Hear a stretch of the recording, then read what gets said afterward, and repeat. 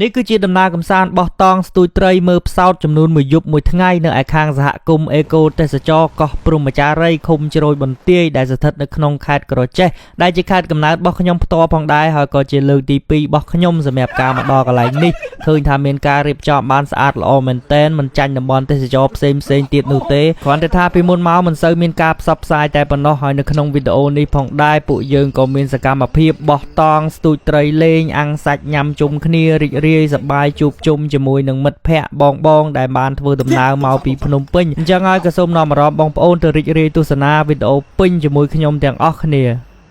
ជំរាបសួរក៏សួស្តីទៅកាន់បងប្អូនទាំងអស់គ្នាវិលត្រឡប់មកកាន់វីដេអូថ្មីរបស់ខ្ញុំម្ដងទៀតហើយចាប់ផ្ដើមនៃវីដេអូគឺពួកយើងបានចេញពីភូមិសណ្ដានដើម្បីធ្វើដំណើរឆ្ពោះទៅកាន់សហគមន៍អេកូទេសចរកោះព្រហ្មចារីឃុំជ្រោយបន្ទាយហើយសមាជិករបស់យើងមានគ្នា7នាក់ដោយពួកយើងបានចេញដំណើរទៅនៅពេលរសៀលហើយផ្លូវធ្វើដំណើរពីមុនតូចចង្អៀតឥឡូវនេះក៏គេបានធ្វើស្អាតច្រើនសឹងតែរួចរាល់ 100% ហើយបងប្អូនទាំងអស់គ្នា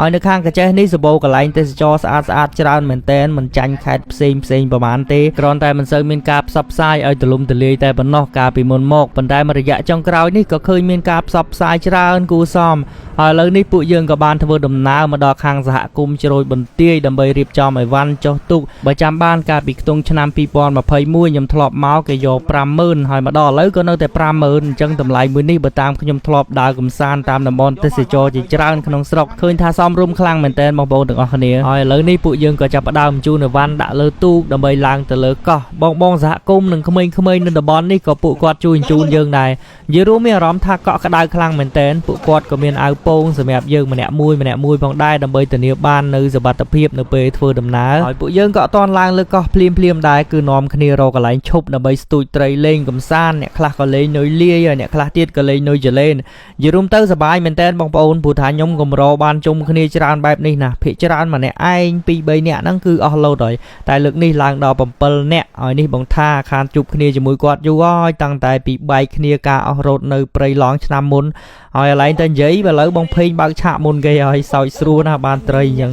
បញ្ជាក់ប្រាប់បងប្អូនផងដែរកន្លែងដែលខ្ញុំពងស្ទូចហ្នឹងគឺនៅចិត្តលងផ្សោតមែនតែនអញ្ចឹងហើយយើងអាចទស្សនាសត្វផ្សោតហែលលេងហើយយើងក៏ឃើញមានភ្ញៀវបរទេសគាត់ជិះទូកមើលផ្សោតលេងផងដែរនិយាយរួមមកកន្លែងនេះពិតជាចំណេញខ្លាំងមែនតែនបងប្អូនទាំងអស់គ្នាមានកន្លែងបោះតង់ស្រស់ស្អាតមានកន្លែងមើលផ្សោតហើយអាចស្ទូចត្រីបានទៀតគ្រាន់តែថាយើងមានទឹកចិត្តបន្ថែមពីលើតិចតួចទៅលើតម្លៃដែលខាងសហគមន៍គាត់ជូនយើងមកព្រោះថាតម្លៃដែលខ្ញុំបានប្រាប់ខាងលើគឺជាតម្លៃទូកសម្រាប់ជូនយើងទៅមកប៉ុណ្ណោះហើយបន្ទាប់ពីស្ទូចត្រីលេងបានមកសបកធំដែរក៏ដល់ពេលដែលយើងមករកកន្លែងសម្រាប់បោះតង់សម្រាប់ដូចគ្នាក្នុងគម្រោងគឺពួកយើងគិតថានឹងទៅបោះជំរុំនៅលើកោះព្រហ្មចារីក៏ប៉ុន្តែចុះឡើងក៏មកទៅត្រឹមកោះព្រីងនេះទៅវិញដោយសារតែឃើញទំនងហើយទឹករាក់ល្មមអាចងូតនឹងស្ទូចត្រីលេងបានក៏ប៉ុន្តែកោះព្រីងនេះក៏ស្ថិតនៅក្នុងបណ្ដុំជាមួយនឹងកោះព្រហ្មចារីដូចគ្នា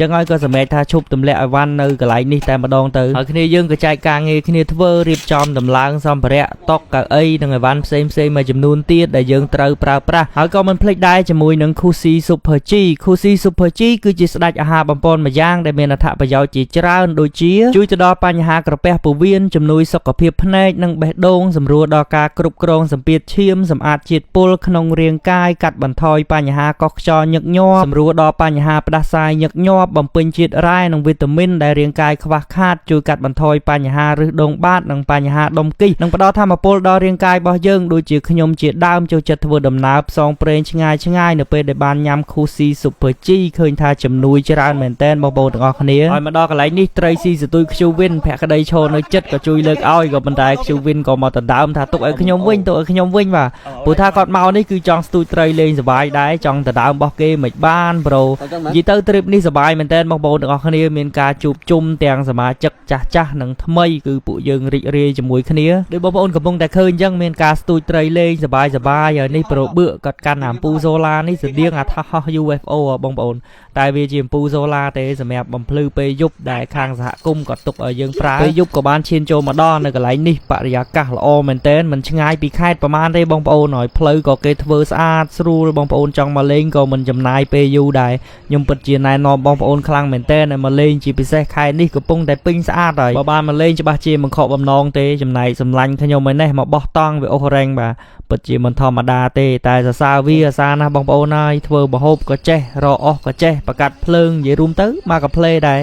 ហើយខ្ជូវិននេះមិនដឹងចាក់ក្បាច់អីខ្លះទេ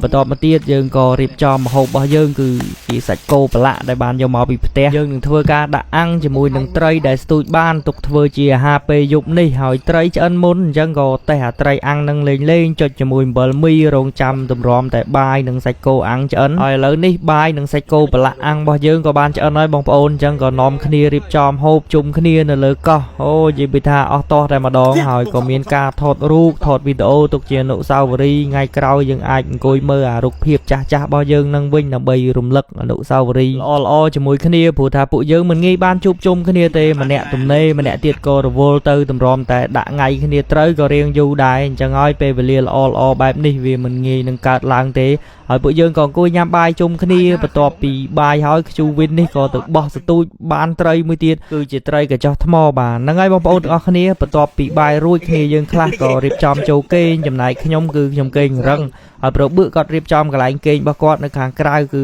គាត់មានកៅអីសម្រាប់គេងអញ្ចឹងហើយរីត្រីសួស្តីបងប្អូនទាំងអស់គ្នាយើងចាំជួបគ្នានៅពេលព្រឹកជាបន្តទៀត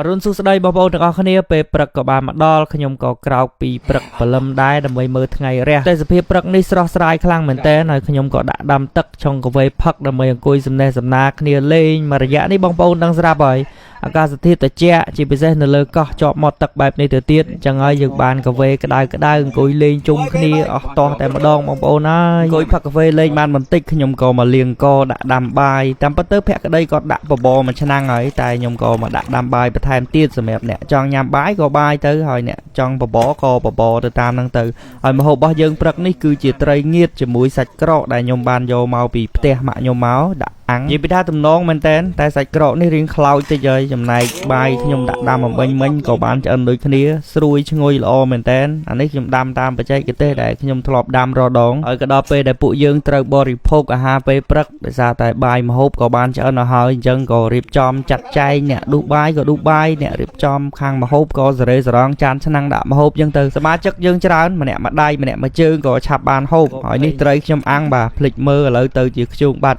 តែអត់អីទេដោយសារម្ហូបយើងយកមកក៏ច្រើនហើយនេះគឺជាទិដ្ឋភាពពីខាងលើឃើញថាស្អាតយូររួមបងប្អូនមកលេងខ្ញុំធានាថាអត់ខកបំណងទេហើយបន្ទាប់ពីញ៉ាំបាយរួចយើងក៏រៀបចំងូតទឹកលេងសប្បាយជាមួយមិត្តភ័ក្តិបងហើយបងភេងនេះគាត់យកខ្សាច់ដោះខ្លួនមកគាត់ថាហ្នឹងស្ក្រាប់អីមិននោះហើយដោះទៅខ្លួនឯងមិនអស់ចិត្តទេបខំខ្ជូវិនឲ្យដោះជាមួយដែរហើយងូតទឹកលេងបានបន្តិចក៏ដល់ពេលដែលពួកយើងត្រូវរៀបចំរើវ៉ាន់ត្រឡប់ទៅផ្ទះវិញដូចគ្នាព្រោះថាម៉ោងក៏រៀងច្រើនហើយកន្លែងដែលយើងបោះតង់នេះវាស្រឡះអត់មានបានប្រក់អីទេបងប្អូនអញ្ចឹងក៏រៀងក្តៅតិចដែរប៉ុន្តែយើងទៅនេះមិនមែនទៅផ្ទះភ្លាមទេដល់ឈប់ស្ទូចត្រីលេងបន្តិចព្រោះថាអត់ងាយបានមកទេហើយក៏មិនដឹងថាពេលណាបានជួបគ្នាដែរម្នាក់នៅឆ្ងាយរៀងខ្លួនអញ្ចឹងទៅមកដល់កន្លែងស្ទូចត្រីខ្ញុំទម្លាក់សន្ទូចចោលដេកញ៉ាំនំលេងបាទក៏ចូលខ្ចឹងមួយហើយមិនសូវជាធំប្រហែលទេតែមកល្មមសប្បាយលេងបងប្អូនហើយបងភេកនេះចូលត្រីម្ដងពីរបាទមិនដឹងត្រីអីទេខ្ញុំក៏មិនស្គាល់ដែរត្បិតថាអ្នកតលេពិតមែនហ្នឹងហើយបងប្អូនទាំងអស់គ្នាបន្ទាប់ពីអង្គុយស្ទូចត្រីលេងបានបន្តិចពួកយើងក៏ត្រឡប់ទៅផ្ទះវិញហើយដោយសារតែគ្នាយើងប្រញាប់ធ្វើដំណើរទៅកំពង់ធំបន្តទៀតដោយទៅលេងផ្ទះភក្តីម្ដងនិយាយទៅអរគុណ